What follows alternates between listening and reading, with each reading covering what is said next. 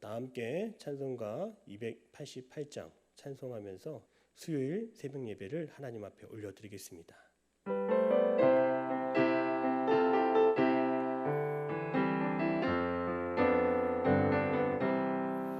예수를 나의 구주 삼고 성령과 피로써 거듭나니 이 세상에서 내 영혼이 하늘의 영광 누리도다.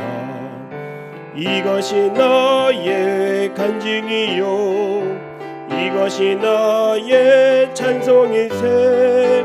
나 사는 동안 끊임없이 구주를 찬송하리로다. 온전히 주께 맡긴 내 영 사랑의 음성을 듣는 중에 천사들 왕래하는 것과 하늘의 영광 보리로다. 이것이 나의 간증이요 이것이 나의 찬송일세. 나 사는 동안 끊임없이 구주를 찬송하리로다. 주 안에 기쁨 누림으로 마음의 풍랑이 잔잔하니 세상과 너는 간 곳 없고 구속한 주만 보이도다. 이것이 나의 간증이요 이것이 나의 찬송일세.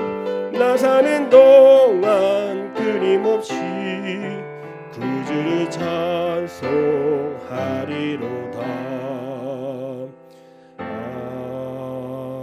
아멘.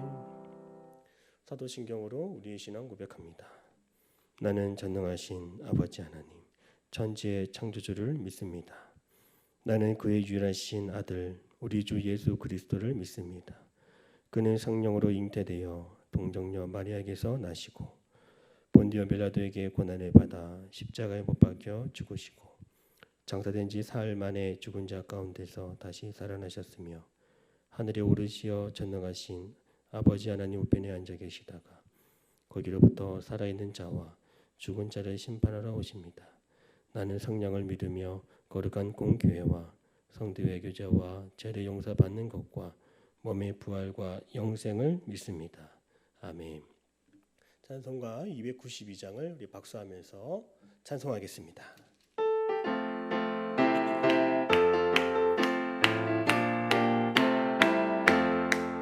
주 없이 살 수 없네 죄인의 구주여. 그 귀한 보배 피로 날 구속하소서. 그 주의 사랑으로 흘리신 보혈이 내 소망 나의 위로 내 영광 됩니다. 주 없이 살 수 없네 나 혼자 못 서리. 힘없고 부족하며 지혜도 없도다. 내 주는 나의 생명 또 나의 힘이라. 주님을 의지하여 지혜를 얻으리. 주 없이 살 수 없네 내 주는 아신다.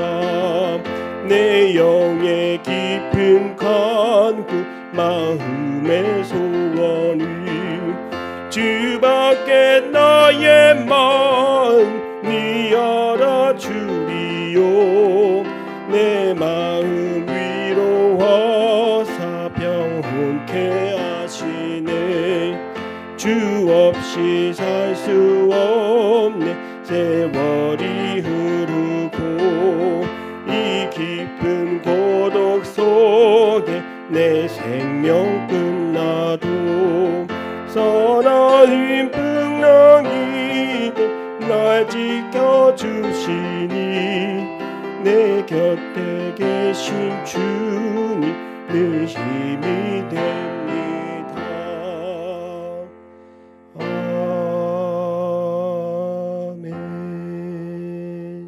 오늘 하나님이 주시는 말씀은 사무엘상 24장 1절에서 8절까지 말씀이 되겠습니다. 우리 함께 합독하시겠습니다. 하나님의 말씀을 받겠습니다. 사울이 블레셋 사람을 쫓다가 돌아오매 어떤 사람이 그에게 말하여 이르되 보소서 다윗이 엔게디 광야에 있더이다 하니 사울이 온 이스라엘에서 택한 사람 3,000명을 거느리고 다윗과 그의 사람들을 찾으러 들렴소 바위로 갈새 길가 양에 우리에 이른즉 굴이 있는지라. 사울이 뒤를 보러 들어가니라. 다윗과 그의 사람들이 그 굴 깊은 곳에 있더니 다윗의 사람들이 이르되 보소서 여호와께서 당신에게 이르시기를 내가 원수를 내 손에 넘기리니 네 생각이 좋은 대로 그에게 행하라 하시더니 이것이 그날이니이다 하니 다윗이 일어나서 사울의 겉옷자락을 가만히 베니라.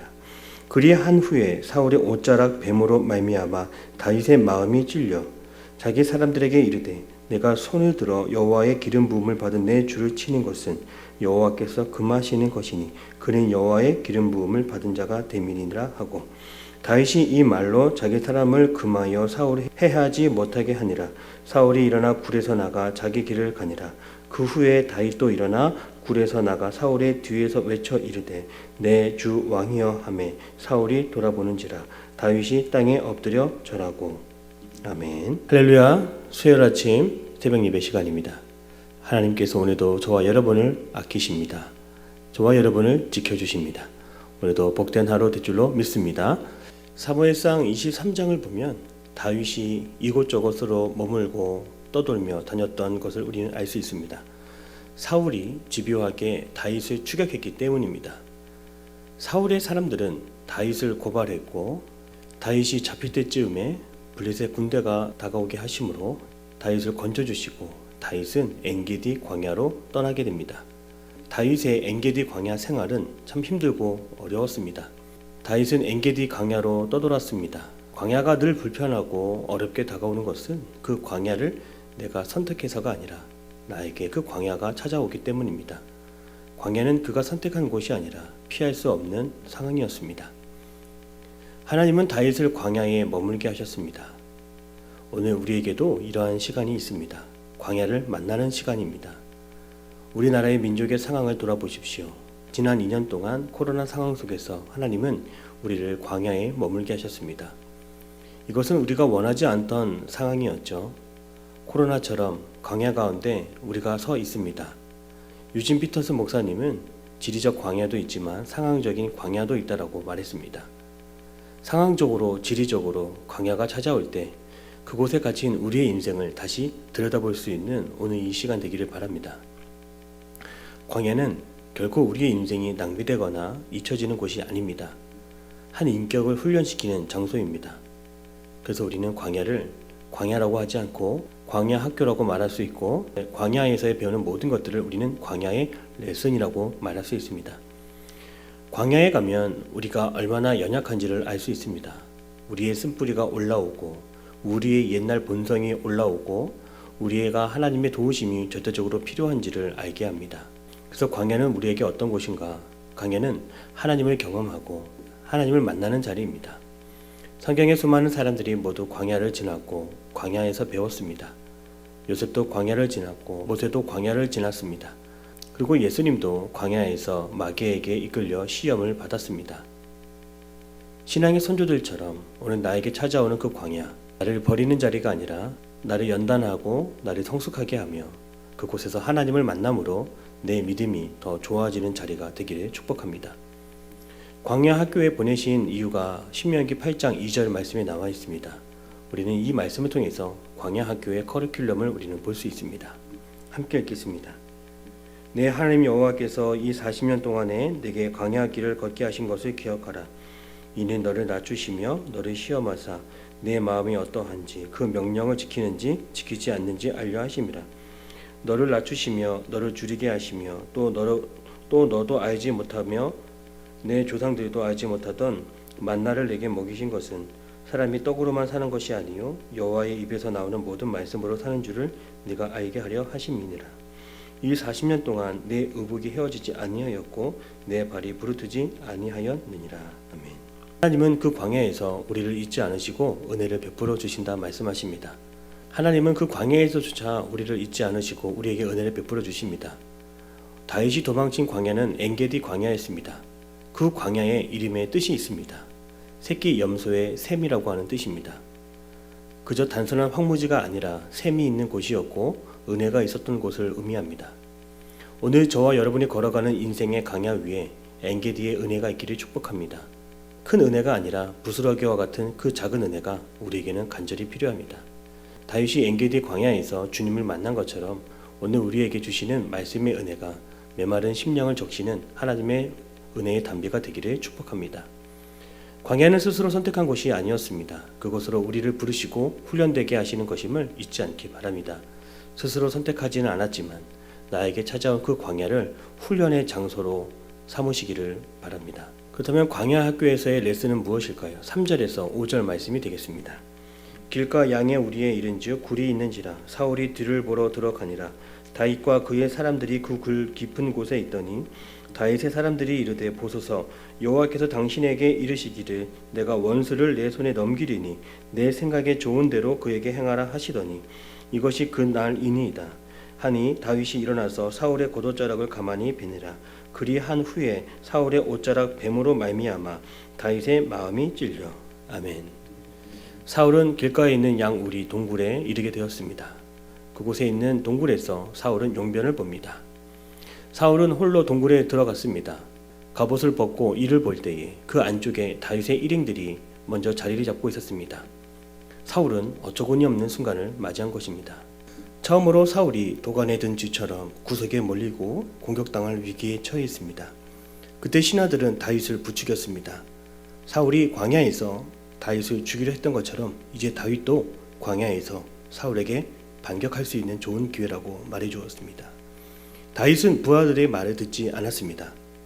성도 여러분, 하나님의 이름으로 포장된 위장된 마음에 동요되지 않기를 바랍니다. 다윗은 사울을 해치지 않았고 그의 옷자락을 조금 베어냈습니다. 다윗은 하나님의 뜻을 구별해내고 분별했습니다. 광야는 내 인생의 기회를 얻는 곳이 아닙니다. 인생의 역전을 꿈꾸는 곳도 아닙니다. 또한 상황을 바꾸는 곳도 아닙니다. 광야는 내 삶의 환경을 바꾸어 주거나 내 삶을 새롭게 하는 곳이 아닙니다. 인생의 광야는 하나님의 뜻을 구분하고 분별함으로 내게 주어진 많은 것들을 결단하고 끌어내고 잘라내는 자리입니다. 이러한 과정을 통해서 하나님은 환경을 바꿔주시는 것이 아니라 나의 생각을 바꿔주시고 내 인격을 바꿔주시고 나의 마음을 새롭게 만들어 가주시는 겁니다. 다윗은 사울의 옷자락을 자르고도 마음이 찔렸습니다. 종종 우리들도 내가 하고 싶은 것을 하나님의 뜻인 것처럼 하나님의 이름을 붙여서 행할 때가 있습니다. 그때마다 마음이 찔리는 것입니다. 하나님이 주신 기회라고 여기고 하나님의 뜻인 것 같은 생각이 들 때가 있습니다. 때로는 그것이 내 욕심으로 인할 때 그때마다 마음에 찔림이 옵니다. 이처럼 광야는 나의 뜻과 나의 계획이 앞서는 것이 아니라 언제나 하나님의 뜻이 먼저인 것을 우리에게 알려주는 장소입니다. 세 번째로 광야 학교에서의 배우는 레슨은 무엇일까요? 6절에서 8절까지 우리 같이 한번 읽겠습니다. 자기 사람들에게 이르되 내가 손을 들어 여호와의 기름 부음을 받은 내 주를 치는 것은 여호와께서 금하시는 것이니 그는 여호와의 기름 부음을 받은 자가 됨이니라 하고 다윗이 이 말로 자기 사람들을 금하여 사울을 해하지 못하게 하니라. 사울이 일어나 굴에서 나가 자기 길을 가니라. 그 후에 다윗도 일어나 굴에서 나가 사울의 뒤에서 외쳐 이르되 내 주 왕이여 하매 사울이 돌아보는지라 다윗이 땅에 엎드려 절하고. 아멘. 다윗은 자기 부하에게 말했습니다. 나는 하나님께 기름 부음 받은 왕을 내 손으로 결코 죽이지 않겠다. 그리고 사울을 해치지 않겠다. 그리고 사울을 해치지 않았습니다. 그리고 사울이 동굴 밖으로 떠나게 되죠. 더욱이 8절 말씀에 다윗은 동굴 밖으로 나가던 사울을 뒤에서 부르며 외칩니다. 내 주 왕이여. 사울의 뒤에는 이스라엘의 최정예군 3,000명이 기다리고 있었습니다. 어떻게 사울을 그냥 보내지 않고 사울을 불렀을까요? 이것은 자살 행위와 같은 위험한 행동이었습니다. 왜 자신의 존재를 사울에게 알렸을까? 이 부분을 묵상했습니다. 다윗에게는 이 모든 사건 상황을 통해서 확실하게 각인되는 그 한 가지가 있었기 때문입니다. 그것은 사울과 다윗 사이에 하나님이 계시다는 것을 알리기 위해서였습니다. 성도 여러분, 사람과 사람 사이에 계시는 하나님을 볼 수 있기를 바랍니다. 성도 여러분, 우리도 다윗처럼 사람과 사람 사이에 계시는 그 하나님을 바라보기 바랍니다. 우리의 인생에서 관계가 광야처럼 다가올 때 삭막하고 어색하고 낯설고 왜 저 사람이 내 곁에 가까이 있을까? 왜 하나님은 저 사람을 나한테 붙여놓으셨을까? 이렇게 원망하지 않기를 바랍니다.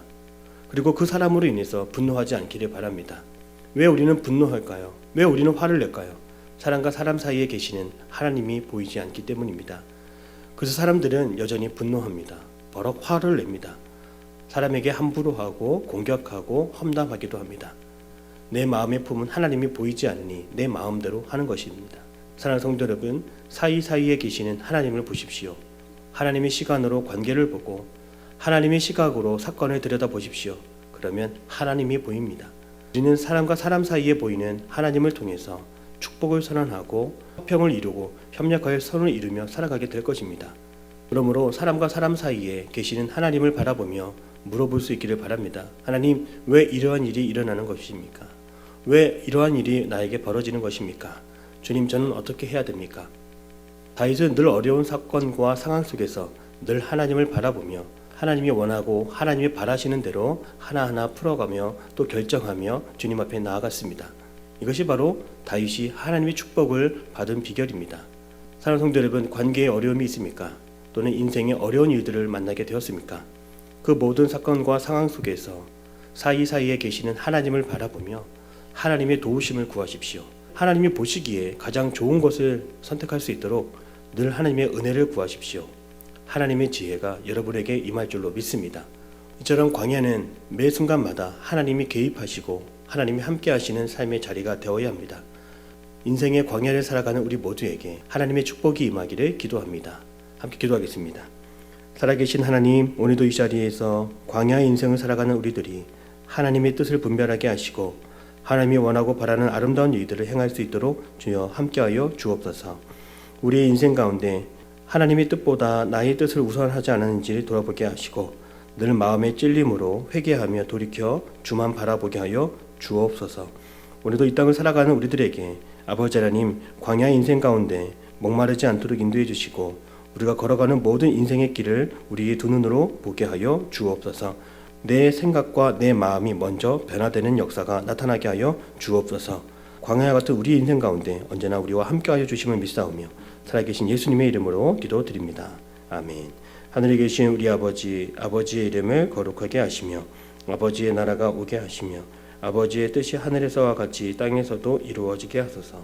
오늘 우리에게 일용할 양식을 주시고 우리가 우리에게 잘못한 사람을 용서하여 준 것 같이 우리 죄를 용서하여 주시고 우리를 시험에 빠지지 않게 하시고 악에서 구하소서. 나라와 권능과 영광이 영원히 아버지의 것입니다. 아멘.